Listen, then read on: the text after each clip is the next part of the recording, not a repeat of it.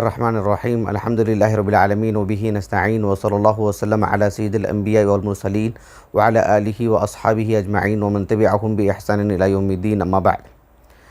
سلسلہ معرفت الصحابہ کا یہ 11واں درس ہے، اور اس درس میں انشاءاللہ الصحابی کی جو اصطلاحی تعریف ہے اس کی شرح کرتے ہوئے ایک اور بات ہم آپ کے سامنے رکھیں گے۔ گزشتہ 2 درسوں میں، یعنی درس نمبر 9 اور درس نمبر 10 معرفت الصحابہ سے متعلق اس بات کی وضاحت کی گئی تھی کہ صحابی کہلانے کے لیے کیا بلوغت شرط ہے؟ یہ بات کہاں سے آتی ہے؟ صحابی کی جو اصطلاحی تعریف ہے، جسے بعد کے محدثین نے جو جامع اور مانع تعریف کی ہے، ابن حجر رحمہ اللہ نے الاصابہ کے مقدمے میں لکھا ہے کہ من لقی النبی صلی اللہ علیہ وسلم مؤمنا به ومات علی ذلک ولو تخللت ردۃ علی الصحیح، یعنی جس شخص نے بھی رسول اللہ صلی اللہ علیہ وسلم سے حالت ایمان کی حالت میں ملاقات کیے ہوں اور اسی پر ان کا انتقال ہوا ہو، اگر مان لیجئے کہ جو ہے یعنی کسی کی زندگی میں ارتداد کی بات آ چکی ہو، پھر اس ارتداد سے توبہ کر کے انہوں نے اسلام قبول کیا ہو، پھر اسلام ہی پر رہے ہوں، اسی پر ان کی موت ہوئی ہو، تو الصحابی ہونے کا جو شرف ہے وہ ان پر باقی رہے گا۔ یہ جو تعریف کی گئی ہے، یہ صحابہ کی یعنی نبی کریم صلی اللہ علیہ وسلم کی زندگی کا کل حصے کا دراسہ کر کے جو ہے یہ تعریف جو ہے یعنی اصطلاحی طور پر بیان کی گئی ہے، تاکہ کوئی الصحابی جو بھی ہیں وہ اس سے فوت نہ ہو جائیں، وہ اس سے خارج نہ ہو جائیں، اور جو غیر صحابی ہیں وہ اس میں داخل نہ ہو جائیں۔ یہ مقصود ہوتا ہے جامع اور مانع تعریف ہونے کا۔ آج کے اس درس میں اس بات کی وضاحت کروں گا، جیسے گزشتہ 2 درس میں اس بات کی وضاحت کی گئی تھی کہ صحابی ہونے کے لیے کیا بلوغت شرط ہے؟ یعنی صحابہ میں ایسی بڑی تعداد کے ہیں جو 7-8 سال کے رہے تھے جب نبی کریم صلی اللہ علیہ وسلم کا انتقال ہوا تھا، تو کیا وہ صحابی نہیں کہلائیں گے؟ بات ایسی نہیں، کیونکہ سن التمیز والی جو بات ہے، یعنی جس کے اندر تمیز کرنے کی قوت ہو، صلاحیت ہو، شعور ہو، اور رسول اللہ صلی اللہ علیہ وسلم کے زمانے کے جو بچے ہیں عہد نبوت کے 7-8 سال وغیرہ کی، یعنی آپ دیکھیں گے کہ جو ہے ان کی عمر اگر نہیں معلوم ہے تو وہ انہوں نے رسول اللہ صلی اللہ علیہ وسلم کی وہ احادیث، آپ کے اقوال، آپ کے افعال، پھر صحابہ سے متعلق انہوں نے ایسی باتیں بیان کی ہیں جیسے گویا کہ ایک 40 سال کا آدمی ہے، کوئی 50 سال کا آدمی، اتنا شعور، کچھ اونچ نیچ ہو سکتی ہے لیکن شعور کی میں بات بتا رہا ہوں، یعنی اتنا گہرا شعور، ایسی روایت ہمیں ملتی ہیں۔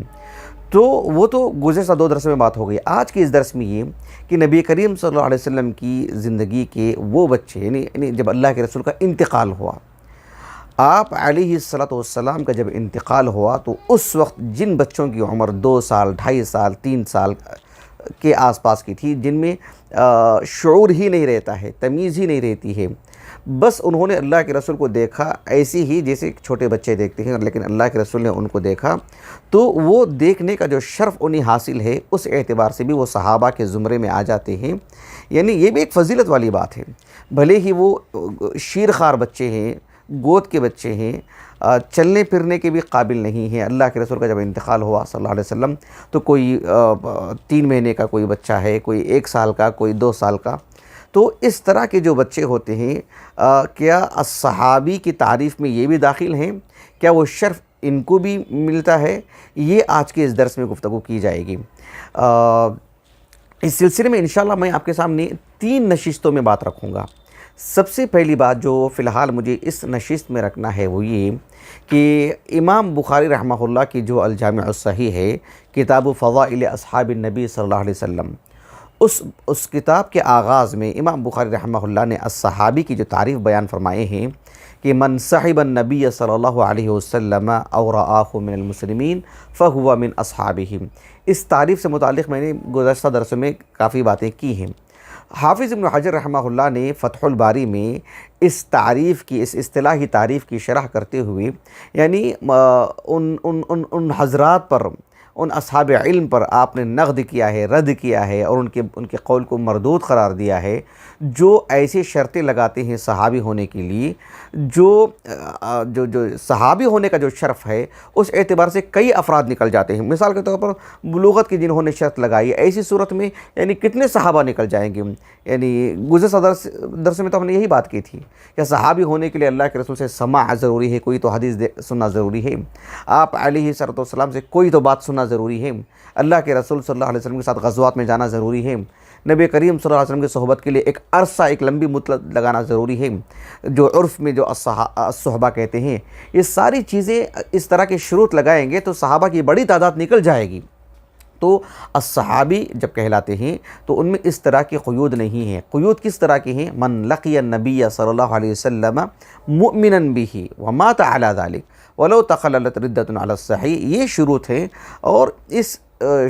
شروط کی وجہ سے کل صحابہ اس کے اندر آ جاتے ہیں، جو بھی اللہ کے رسول علیہ الصلوۃ والسلام کے ساتھ آپ کو دیکھے ہوں، آپ ایمان کی حالت میں آپ سے ملاقات کیے ہوں، دور سے بھی آپ کو دیکھے ہوں، وغیرہ وغیرہ۔ بہرحال تو اس میں سے ایک شرط یہ بھی لگائی جاتی ہے جن حضرات نے، اور وہ جو شرط درست نہیں ہے، وہ شرط یہ ہے کہ اللہ کے رسول صلی اللہ علیہ وسلم سے، اللہ کے رسول کے صحابی ہونے کے لیے یعنی تمییز کی جو عمر ہے، یعنی قطع نظر اس کے کہ جو ہے وہ 7 سال ہے یا 8 سال ہے یا 5 سال ہے، عام طور پر 7 سال ہے، مان لیجیے کہ 5 سال کے بچے کے اندر بھی، جیسے محمد بن الربی ہیں رضی اللہ عنہ، جن میں ایک طرح کا شعور، بات سمجھنے کی صلاحیت، یعنی کم از کم یہ شرط ہونی ضروری ہے۔ بات ایسی نہیں ہے، صحابی کا جو شرف ہے اس کے لیے اللہ کے رسول صلی اللہ علیہ وسلم کے زمانے میں اگر کسی بچے کی ولادت ہوئی ہو، اور اس وقت ولادت ہوئی ہو جب اللہ کے رسول کا انتقال ہوا، تو ان کی عمر 5 مہینے تھی، میں 5 مہینے کی بات کر رہا ہوں، 1 سال عمر تھی، 2 سال عمر تھی۔ اگر یہ بھی مدت ہو، جسے ہم کہتے ہیں نا شیر خوار بچہ، اللہ کے رسول کے بچے کو گود میں لایا گیا ہو، جس کی آپ نے تحنیک کروائی ہو، تو ایسے چھوٹے جو بچے ہیں دون سن تمیز، یعنی ابھی ان کے اندر وہ شعور ہی نہیں ہے، ابھی کون کیا ہے پتہ ہی نہیں ہے ان کو، بھی بول چال نہیں ہے ان کے اندر، ابھی کھڑے نہیں سکتے ہیں خود سے، وہ اتنی عمر کے بھی بچے ہوں جب اللہ کے رسول کا انتقال ہوا ہے، اس وقت کی بات ہے، تو وہ بچے بھی صحابی جب کہتے ہیں تو اس زمرے میں داخل ہو جاتے ہیں، وہ شرف ان کو بھی ملتا ہے۔ یہ اور بات ہے کہ ان کی روایتوں کا حکم کیا ہوگا، کیونکہ انہوں نے اللہ کے رسول سے کوئی بات براہ راست سنے تو نہیں، اللہ کے رسول کے دیکھے ہوئے احوال تو بیان نہیں کر سکتے، اتنی عمر تھی نہیں ان کی، تو ان کی جو روایات ہوں گی وہ ایک تابعی کے زمرے میں رکھی جائیں گی، لیکن بحیثیت الصحابی کا جو شرف ہے وہ تو انہیں ضرور ملے گا۔ یہ بات ہے جو مجھے اس درس میں اور اس کے بعد والے 2 درسوں میں آپ کے سامنے رکھنا ہے۔ دیکھیں میں آپ کو ابن حجر سے متعلق بتاتا ہوں رحمہ اللہ، یہ جو فتح الباری ہے، بے حد معروف کتاب، یعنی عوام و خواص سب جانتے ہیں۔ حافظ ابن حجر رحمہ اللہ نے جو کتاب فضائل اصحاب النبی کا جو میں نے حوالہ دیا صلی اللہ علیہ وسلم، ابن حجر رحمہ اللہ نے یعنی اس بات کو بیان فرمایا کہ جو لوگ یہ شرط لگاتے ہیں کہ صحابی ہونے کے لیے یعنی کم از کم شعور کی حالت ہونی چاہیے، یعنی 5-6 سال 7-8 سال کا بچہ ہو یا اس سے بھی زیادہ، جس کے اندر شعور ہو، شعور کی اگر کمی ہے مطلب بچے میں، جیسے 1 سال کا بچہ ہے، 2 سال کا بچہ ہے، وہ بحیثیت صحابی کا جو لفظ ہے اس وسعت میں وہ نہیں آئیں گے۔ حافظ ابن حجر رحمہ اللہ نے اس بات کو ذکر کیا کہ وَعَمِلَ مَنْ صَنَّفَ فِي الصَّحَابَةِ يَدُلُّ عَلَى الثَّانِي، یعنی جو لوگ یہ کہتے ہیں کہ اللہ کے رسول کی صحبت ہونی چاہیے ایک طویل مدت میں، یا یہ کہ جو ہے اللہ کے رسول کو بس دیکھ لیے ہوں، یعنی بھلے ہی ان کے اندر اتنی عمر نہیں ہے، جیسے 1 سال کا بچہ ہوتا ہے وہ بھی تو کسی کو دیکھتا ہے، اپنے دادا کو دیکھ لیتا ہے، اپنے گھر کے اور بڑے بزرگوں کو دیکھ لیتا ہے، اپنے ماں باپ کو دیکھ لیتا ہے، کسی دن کوئی آ گئے گھر میں مہمان، 1 سال کا بچہ دیکھ تو لیتا ہے ان کو، لیکن یہ دیکھنے میں وہ دیکھنے میں فرق ہے۔ لیکن اللہ کے رسول کے صحابی ہونے کے لیے اس بچے کے لیے بھی یہ شرف ہے، جس بچے نے ایمان کی حالت میں یعنی مسلم گھرانے میں پیدا ہوا ہے وہ بچہ، اور اللہ کے رسول کو جو ہے بس دیکھ لیا ہے، کسی بھی صورت میں اللہ کے رسول نے اس بچے کو دیکھ لیے ہیں، تو الصحابی ہونے کی صف میں وہ بھی آ جاتے ہیں۔ ابن حجر رحمہ اللہ نے کہا کہ صحابہ پر لکھی گئی جو کتابیں ہیں، ان کتابوں کو دیکھیں گے تو ان علماء نے جنہوں نے صحابہ پر کتابیں لکھی، ان بچوں کو بھی داخل کیا ہے جو اللہ کے رسول کے انتقال کے وقت شیرخوار بچے تھے، گود کے بچے تھے، اتنی چھوٹی عمر کے بچے تھے، ان کو بھی داخل کیے ہیں۔ ابن حجر نے کہا رحمہ اللہ فَإِنَّهُمْ ذَكَرُوا مِثْلَ محمد بن ابی بکر الصدیق وَإِنَّمَا وُلِدَ قبل وفاة النبی صلی اللہ علیہ وسلم ب3 أشهر وأيام،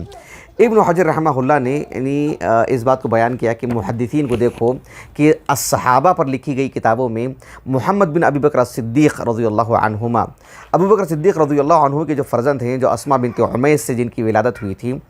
صحیح مسلم کی حدیث ہے، آپ صلی اللہ علیہ وسلم جب حج کے لیے جو ہے ندا لگائی آپ نے، مطلب اعلان کروایا آپ نے کہ آپ اللہ کے رسول حج کو جا رہے ہیں، سبھی آپ کے ساتھ نکل کر کے آئے مدینے کے لوگ، اسماء بنت عمیس بھی تھیں۔ ابھی آپ جو ہے وہ جو ذوالحلیفہ جو مقام ہے اس سے کچھ آگے یا وہیں پر جو ہے اللہ کے رسول صلی اللہ علیہ وسلم جب آپ ٹھہرے رہے تو جب آپ احرام باندھا وہاں سے آپ نے، تو اس وقت جو ہے مطلب یہ انہوں نے بچے کو باذن اللہ تعالی جنم دی۔ تو محمد بن ابی بکر صدیق رضی اللہ عنہ کی ولادت وہاں پر ہوئی، وہ حالت نفاس میں تھیں اس وقت اسماء بنت عمیس رضی اللہ عنہا۔ تو کہنے کا مقصود یہ ہے کہ آپ صلی اللہ علیہ وسلم کے انتقال کے وقت وہ تقریباً 3 ماہ کے آس پاس کی عمر کے تھے، یعنی ذوالقعدہ کے بالکل آخری دنوں میں ولادت ہوئی تھی ان کی، ذوالحجہ، محرم، صفر اور ربیع الاول، گویا کہ 3.5 مہینے کے آس پاس کی عمر کے تھے وہ جب اللہ کے رسول کا انتقال ہوا، اور صحابہ پر لکھی گئی کتابوں میں محدثین نے ان کو بھی شمار کیا ہے۔ تو یہ مقصود تھا ابن حجر رحمہ اللہ کو۔ البتہ ابن حجر رحمہ اللہ نے آگے اس بات کی وضاحت کر دی ہے کہ ومع ذلك فأحاديث هذا الضرب مراسيل والخلاف الجاري بين الجمهور وبين أبي إسحاق الإسفرائيني ومن وافقه على رد المراسيل مطلقا حتى مراسيل الصحابة لا يجري في أحاديث هؤلاء لأن أحاديثهم لا من قبيل مراسيل كبار التابعين ولا من قبيل مراسيل الصحابة الذين سمعوا من النبي صلی اللہ علیہ وسلم۔ یعنی یہ ایک الگ موضوع ہے کہ ان کی روایات کا حکم کیا ہوگا۔ ان کی روایات جو ہے یعنی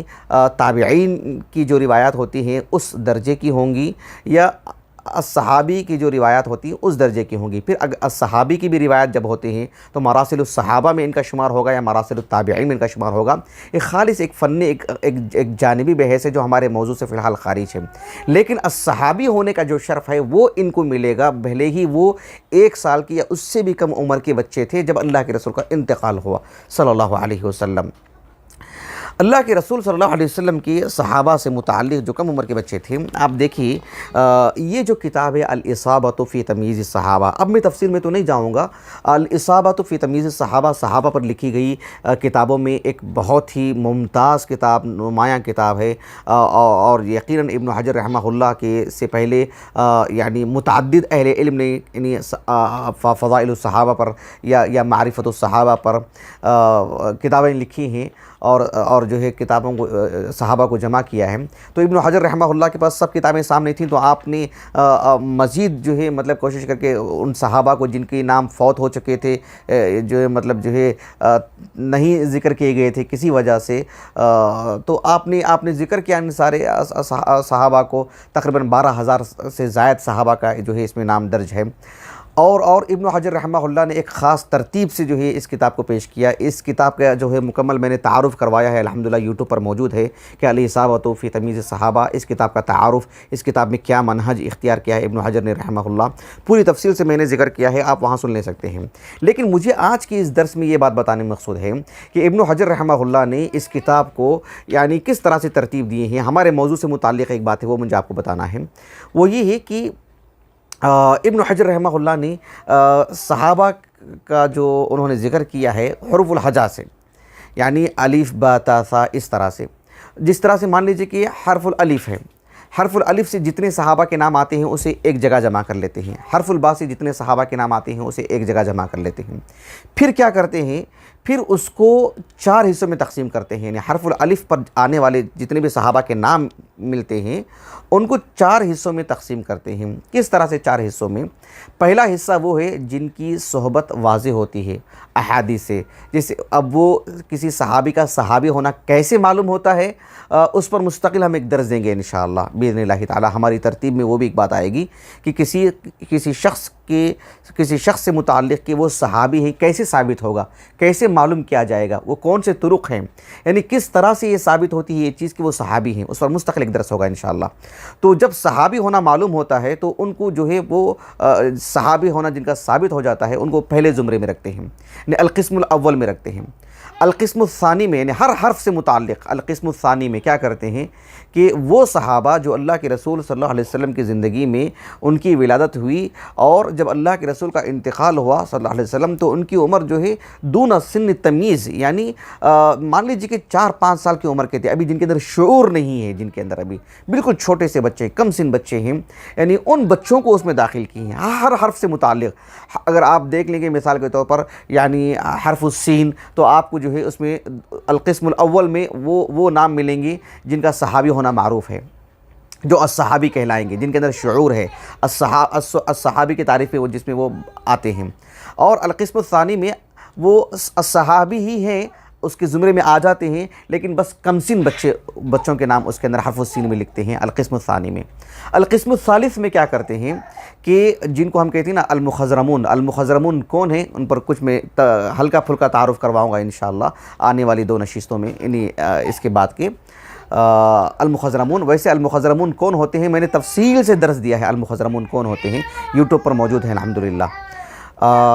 چوتھی قسم جو اس کتاب کا جو نام ہی ہے الاصابہ فی تمییز الصحابہ، یعنی جو ابن حجر سے پہلے جن اصحاب علم نے الصحابہ پر کتابیں لکھی ہیں اور اس میں وہ نام بھی آ چکے ہیں جو حقیقت میں صحابی تو نہیں ہیں لیکن وہم ہو چکا ہے، یا کسی بنیاد پر ان کے نام آ چکے ہیں لیکن وہ صحابی نہیں ہیں، تو ان کی تمیز کی گئی ہے القسم الرابع میں کہ بھئی یہ صحابی نہیں ہیں، آپ کو وہم نہیں ہونا چاہیے، آپ کو دھوکہ نہیں ہو جانا چاہیے۔ تو یہ دیکھیے ابن حجر رحمہ اللہ نے مقدمہ میں جو بات لکھی ہیں، ذکر کیا آپ نے کہ جو ہے لوگوں نے مجھ سے سوال کیا تھا، اخوان نے، اصحاب علم نے، کہ میں صحابہ سے متعلق کتاب لکھوں اور جو ہے ان کے نام کو جو ہے میں ترتیب دوں۔ میں نے اللہ سے استخارہ کیا اور اس کو چار اقسام میں نے اس کو منقسم کر دیا۔ القسم الاول وہ لوگ ہیں جن کا صحابی ہونا ثابت ہوتا ہے، اس کو ہم انشاءاللہ مستقل ذکر کریں گے۔ کہا کہ القسم الثانی من ذکر فی الصحابۃ من الاطفال الذین ولدوا فی عہد النبی صلی اللہ علیہ وسلم لبعض الصحابۃ من النساء او الرجال ممن مات صلی اللہ علیہ وسلم وهو فی دون سن التمییز اذ ذکر اولئک فی الصحابہ انما هو على سبیل الالحاق لغلبۃ الظن على انه صلی اللہ علیہ وسلم رآهم لتوفر دواعی اصحابه على احضارهم اولادهم عند ولادتهم لیحنکهم ویسمیهم ویبرک علیہم۔ ابن حجر رحمہ اللہ نے اس بات کو بیان کیا کہ دوسری قسم ہر حرف سے متعلق ان کی ہوگی جن کی ولادت اللہ کے رسول صلی اللہ علیہ وسلم کے زمانے میں اس وقت ہوئی جب اللہ کے رسول کا انتقال ہوا، تو آپ ابھی شعور کی حالت میں نہیں تھے وہ بچے، جسے ہم کہتے ہیں نا کہ 2-3 سال کے بچے، 4 سال کے بچے جن کے اندر ابھی شعور نہیں ہے، ان بچوں کو ہر حرف سے متعلق القسم الثانی میں رکھتے ہیں۔ ابن حجر کہتے ہیں رحمہ اللہ کہ اس وجہ سے بھی کہ جو ہے وہ عمومی طور پر ماں باپ دونوں مسلمان ہیں اور ان کے گھر میں جو بچے پیدا ہوتے ہیں وہ مسلمان ہی ہیں، ایسے میں اللہ کے رسول صلی اللہ علیہ وسلم کے زمانے میں جس گھر میں بھی بچے کی ولادت ہوتی ہے، عام طور پر ماں باپ کیا کرتے تھے، اس بچے کو اللہ کے رسول کی خدمت میں لے کے جاتے، اللہ کے رسول صلی اللہ علیہ وسلم اس بچے کے سر پر ہاتھ پھیرتے، اس کے لیے دعا دیتے، بچے کے لیے نام رکھتے، تہنیک کرتے، یعنی کچھ کھجور وغیرہ جو ہے چبا کر کے بچے کو اوپر لگاتے تھے، تہنیک کرنا، حنک کہتے ہیں اس کو، تو تہنیک کرواتے تھے۔ تو یہ ایک عام سی بات تھی، یعنی ایسا نہیں تھا کہ اللہ کے رسول مدینے میں تھے، کسی بچے کی ولادت ہوئی اور ماں باپ عام طور پر بچے کو اللہ کے رسول کی خدمت میں لے کے نہیں جاتے تھے، ایسا نہیں ہے، بچے کو لے کے جایا ہی کرتے تھے اللہ کے رسول کی خدمت میں۔ تو اس اعتبار سے یہ اللہ کے رسول نے یقیناً ان بچوں کو دیکھا ہوگا اور ان بچوں نے بھی آنکھ کھول کے اللہ کے رسول کو دیکھا ہے، تو وہ جو شرف ہے صحابی ہونے کا، اس اعتبار سے اس وسعت میں ان کو بھی داخل کر دیتے ہیں۔ اس لیے کہ نبی کریم صلی اللہ علیہ وسلم کے زمانے میں جس بچے کی بھی ولادت ہوتی، میں مدینے کی بات کر رہا ہوں، مدینہ الرسول کی، جس گھر میں بھی بچے کی ولادت ہوتی، ان بچوں کو اللہ کے رسول کی خدمت میں لے جایا کرتے تھے۔ میں آپ کو ایک حدیث سناتا ہوں، دیکھیے یہ جو امام مسلم بن الحجاج القشیری رحمہ اللہ کی جو الجامع الصحیح ہے، معروف حدیث کی کتاب، صحیحین میں دوسری کتاب ہے، تو یہ حدیث دیکھیے آپ، امام مسلم رحمہ اللہ نے کتاب الطہارہ میں ایک حدیث لائے ہیں، امام نووی رحمہ اللہ نے باب جو قائم کیا ہے کہ باب حکم بولی الطفل الرضیع و کیفیتی غسلہ، یعنی وہ بچہ جو دودھ پیتا بچہ ہے، شیرخوار بچہ ہے، یعنی 2 سال کے اندر کا جو بچہ ہوتا ہے، 2 سال یا 2 سال کے اندر کا جو چھوٹا بچہ ہوتا ہے وہ اگر پیشاب کر دیتا ہے تو اس کی صفائی کا کیا حکم ہے، یعنی پانی کے چھینٹے ماریں گے، وہ جو حکم ہے وہ بتانے کے لیے۔ لیکن اس میں جو حدیث لے کر کے آئے ہیں، حدیث عائشہ رضی اللہ عنہا، ام المومنین عائشہ رضی اللہ عنہا کہتی ہیں کہ ان رسول اللہ صلی اللہ علیہ وسلم کان یؤتی بالصبیان فیبرک علیہم ویحنکہم، یعنی ام المومنین عائشہ کہتی ہیں رضی اللہ عنہا کہ آپ صلی اللہ علیہ وسلم تھے گھر میں، ایک صاحب نے اپنے بچے کو لے کر کے آئے، چھوٹے سے بچے کو، دودھ پیتے بچے کو، اس نے اللہ کے رسول پر جو ہے پیشاب، کپڑوں پر جو ہے پیشاب کر دیا تھا صلی اللہ علیہ وسلم، تو اللہ کے رسول نے بس پانی کے چھینٹے مارے، دھوئے نہیں، کپڑے کو دھویا نہیں آپ نے، پانی کے چھینٹے لگا دیے۔ لیکن ام المومنین عائشہ رضی اللہ عنہ کہتی ہیں کہ اللہ کے رسول صلی اللہ علیہ وسلم کے پاس جس بچے کی بھی ولادت ہوتی آپ کے پاس لایا جاتا تھا نا، تو ایک مرتبہ ایسا ہوا کہ ایک بچے کو لایا گیا تو ایک بچے نے پیشاب کر دیا۔ کہا کہ ان رسول اللہ صلی اللہ علیہ وسلم کان یؤتی بالصبیان، یہ ہے وجہ شاہد، یعنی ام المومنین عائشہ کہتی ہیں کہ اللہ کے رسول کی خدمت میں صلی اللہ علیہ وسلم بچوں کو لایا جاتا تھا،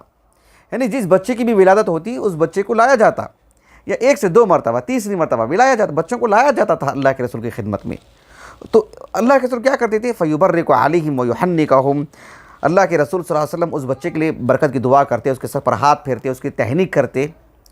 اور فأتی بصبی فبال علیہ، ایسا ہوا کہ جو ہے ایک بچے کو لایا گیا اور اس بچے نے پیشاب کر دیا۔ یعنی وہ جو مقدمہ باندھ رہی ہیں ام المومنین عائشہ یہ بتانے کے لیے کہ جو ہے کان یؤتی بالصبیان، بچوں کو لایا جاتا تھا۔ دیکھ رہے ہیں آپ، یہ جو جملہ بتا رہا ہے کہ یہ عام سی بات تھی، اور یہ حدیث صحیح مسلم میں ہے، یہ اس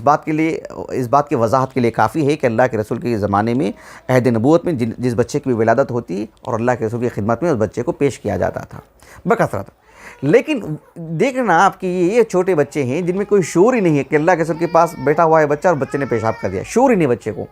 یعنی اتنے چھوٹے بچوں کو بھی الصحابی جب کہتے ہیں تو اس وسعت میں انہیں داخل کر دیتے ہیں، وہ شرف ان کو بھی ملتا ہے۔ یہ بات جو ہے آج کے درس میں مجھے بتانا مقصود تھا۔ کچھ مثالیں دوں گا میں، ایسے کون بچے ہیں آنے والے 2 درسوں میں باذن اللہ تعالی۔ دھیان دیجئے گا، حافظ ابن حجر رحمہ اللہ نے الاصابۃ فی تمییز الصحابہ، ابھی میں نے جس کا حوالہ دیا ہے، اس میں آپ نے المستدرک علی الصحیحین کی ایک روایت بھی درج کی ہے، اس بات کو بتانے کے لیے کہ اللہ کے رسول صلی اللہ علیہ وسلم کے زمانے میں آپ کی موجودگی میں چھوٹے بچوں کو بکثرت لایا جاتا تھا۔ اس بات کی وضاحت کے لیے جو ہم نے صحیح مسلم کی حدیث پڑھے ہیں، اس حدیث کو بھی ابن حجر نے ذکر کیا ہے رحمہ اللہ، تو وہ حدیث کفایت کر جاتی ہے اس بات کی وضاحت کے لیے کہ اللہ کے رسول کے زمانے میں بچوں کو لایا جاتا تھا۔ لیکن حافظ ابن حجر رحمہ اللہ نے یعنی اس بات کی مزید وضاحت کے لیے المستدرک علی الصحیحین جو ابو عبداللہ الحاکم رحمہ اللہ کی ہے، ان کی المستدرک علی الصحیحین سے بھی ایک روایت لائے ہیں جو کتاب الفتن والملاحم سے ہے، لیکن وہ حدیث سنداً موضوع ہے۔ ابن حجر رحمہ اللہ نے اس بات کو سمجھانے کے لیے یہ حدیث لے کر کے آئے ہیں، یہ حدیث عبد الرحمن ابن عوف جو 10 مبشرہ میں سے ہیں، یہ جو ہے المستدرک علی الصحیحین ہے، دیکھ لیجئے آپ، جلد نمبر 4 اور جو ہے صفحہ نمبر 558، حدیث نمبر ہے 8477۔ ایک صاحب ہے مینا مولا عبد الرحمن بن عوف، یعنی عبد الرحمن بن عوف رضی اللہ عنہ کے موالی میں سے ہیں، تو یہ کہتے ہیں عبد الرحمن بن عوف سے روایت کرتے ہوئے کہ عبد الرحمن بن عوف رضی اللہ عنہ نے کہا کہ کان لا یولد لأحد مولود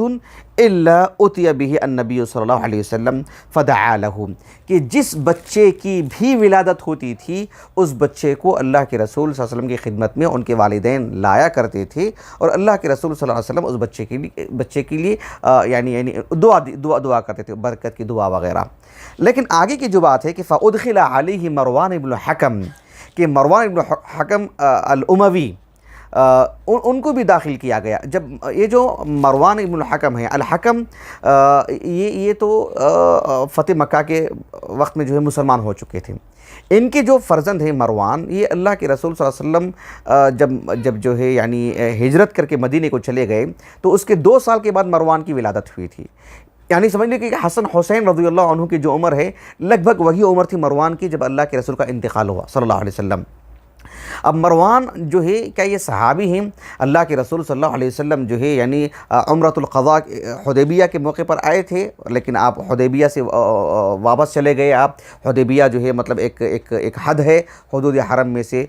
تو ایک ہی. پھر آپ صلی اللہ علیہ وسلم عمرۃ القضاء کے لیے آئے تھے. اللہ کے رسول صلی اللہ علیہ وسلم فتح مکہ کے مناسبت سے 8 ہجری کو بھی آئے تھے آپ، اور حجۃ الوداع کے مناسبت سے بھی آپ آئے تھے. تو مروان مکی ہی میں تھے، ان کے والد کے ساتھ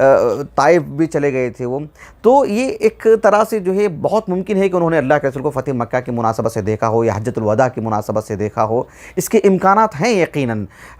جیسے کہ ابن حجر نے کہا رحمہ اللہ الاصابۃ فی تمییز الصحابہ میں. لیکن غور طلب بات یہ ہے کہ مروان سے متعلق جو شیعیت میں جو غلط فہمیاں جو صحابہ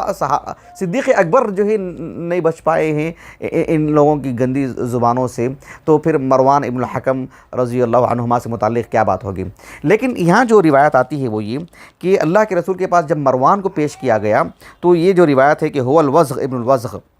الملعون ابن الملعون، یہ الوزغ کہتے ہیں مطلب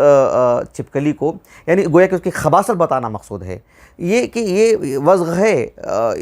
اور اس کا باپ بھی وزغ ہے، یہ بھی ملعون ہے، اس کا باپ بھی ملعون ہے، نعوذ باللہ. یہ حدیث اللہ کے رسول سے اصل میں ثابت نہیں ہے.